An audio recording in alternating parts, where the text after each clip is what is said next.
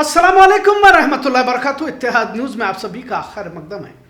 जैसे हमने कहा था कि हर हफ्ते एक समाजी मसाइल पर बोलने की कोशिश करते हैं। जी हाँ, आज माशरे में पानी की अहमियत और किस तरह हम इसकी फिजूल खर्ची करते हैं, इस पर बात करते हैं।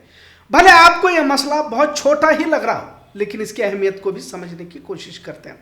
बेलगाम और अतराफ में यकीनन हफ्ते में 1 या 2 दिन के बाद पानी आता है, यानी कि हफ्ते में उन मुस्लिम मोहल्लों की बात करते हैं जहां पर पानी बेवजह गटर नालों में बहता हुआ नजर आता। आखिर हम दीनी तालीमात से क्यों इतने दूर होते जा रहे हैं?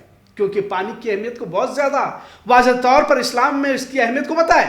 जितना मुमकिन हो सके उतना अमल करने में हमारा क्या जाता है, लेकिन नहीं, इस्लाम में पानी की बहुत ज्यादा अहमियत बताई गई। कुरान और हदीस में पानी को लेकर सख्त लफ्जों में हिदायत भी दी गई है। मेरे नबी ने फरमाया कि अगरचे कि तुम बहती नहर के किनारे ही क्यों ना बैठे हो, पर पानी की एक बूंद भी फिजूल जाया न करना। आज बात इस मौजू पर बोलने की जरूरत इसलिए हुई क्योंकि जिस तरह से गटर नालों में हम पानी बहा रहे हैं, पीने का पानी, ऐसे कई इलाके हैं जहां पर बूंद बूंद के लिए लोग तरस रहे हैं और इसका जरा बराबर भी एहसास हमें नहीं है।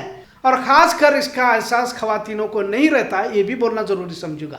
पानी बहता रहता है, नल चालू रहता है और कुछ लोग गाड़ियां धोते रहते हैं, कुछ तो सड़कों को धोते रहते हैं, घरों को, दीवारों को धोते रहते हैं। अब बेलगाम के उन इलाकों का जिक्र करना मुनासिब नहीं समझता, लेकिन जिस दिन पानी आता है उस दिन ऐसे लगेगा कि शायद बहुत भारी बारिश हुई हो, जिससे पानी सड़क पर जमा हुआ। कुरान और हदीसों में पानी का जिक्र किया गया और जन्नत का तस्करा करते हुए कहा गया कि ऐसी जन्नतों में तुम्हें दाखिल किया जाएगा जहां नहरें बहती होंगी। मतलब इस्लाम जिन सहराओं से निकलकर दुनिया भर में फैला, वहां पानी की अहमियत बहुत ज्यादा थी।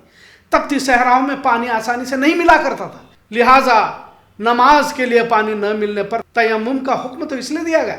कुदरत का निजाम है कि हवा पानी जमीन को अल्लाह ने मुफ्त रखा था, लेकिन अब हर चीज की कीमत लगाई जा रही है। पीने का पानी तक बोतलों में भरकर बेचा जा रहा है, पर पानी को बेचने पर भी मना फरमाया गया है, क्योंकि ये अल्लाह की तरफ से इंसान को नियामत अता की गई है। खैर, पानी पर इसलिए बोलना जरूरी है क्योंकि हमें इसकी कीमत का किसी तरह कोई अंदाजा नहीं है। नबी ने फरमाया कि आखिर दौर में पानी के लिए जंगें होंगी, और अगर दुनिया का जायजा भी लिया जाए तो पानी को लेकर सख्त हालात नजदीक में रोनुमा होने वाले हैं। हाल ही में आपने पाकिस्तान को जाने वाले पानी को रोकने की बात भी सुनी होगी। उधर चीन भारत से गुजरने वाले पानी को रोकने की धमकी दे रहा था।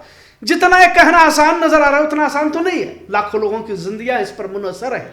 इसी तरह बांग्लादेश भारत में भी पानी को लेकर तनाजा देखा जाता है।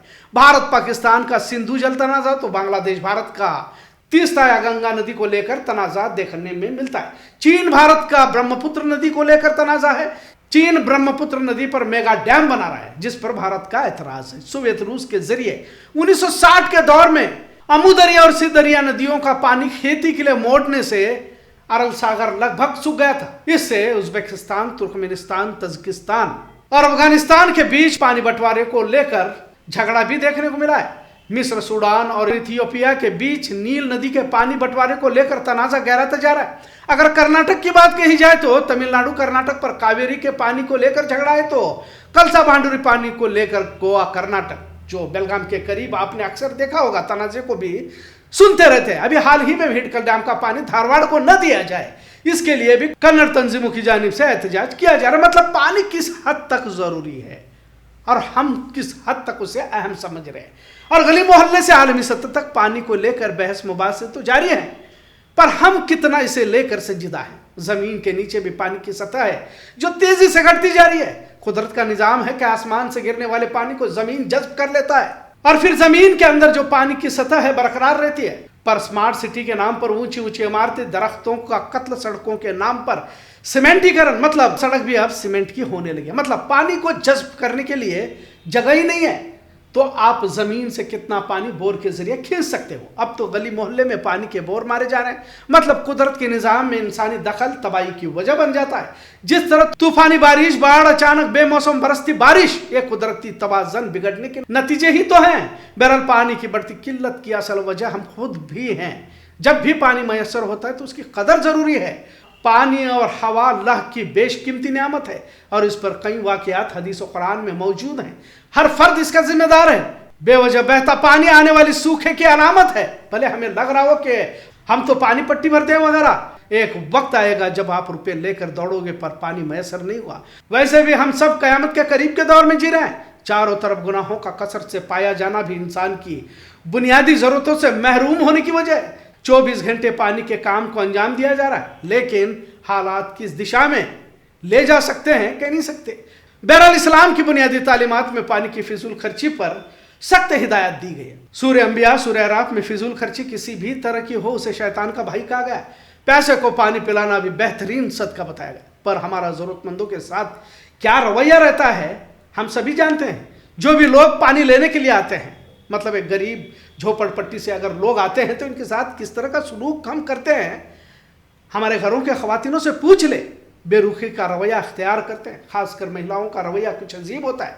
पानी भले सड़कों पर गिराएंगे, सड़क धोकर जाया करेंगे, पर जरूरतमंदों को देने के लिए बेरुखी का रवैया अख्तियार करेंगे। पानी किसी जरूरतमंद के काम आए बेहतरीन सदका बताया गया है, और सदका तुम्हारी मुसीबतों को टालता है। बहरहाल गली मोहल्ले में बेतरतीब पानी बहना, फिर पानी छोड़ने वाले के साथ भी बहस करना, हमारे मोहल्लों में उमूमन इस तरह की तस्वीर देखने को मिलती है। अब तो शादी से पहले मेहंदी हल्दी में डीजे पर पानी उड़ाकर नाचने वाले भी इसी समाज में पाए जा रहे हैं। याद रखो, अल्लाह एक एक बूंद का हिसाब लेने वाला है, क्योंकि जल्द जमीन लपेट दी जाने वाली है और पानी का किरदार इसमें बहुत अहम होगा। बेवजह पानी बहाने से बचना होगा, यही आज के मौजू का असल मकसद। आज का मौजू कैसा लगा इस पर जरूर कमेंट करें।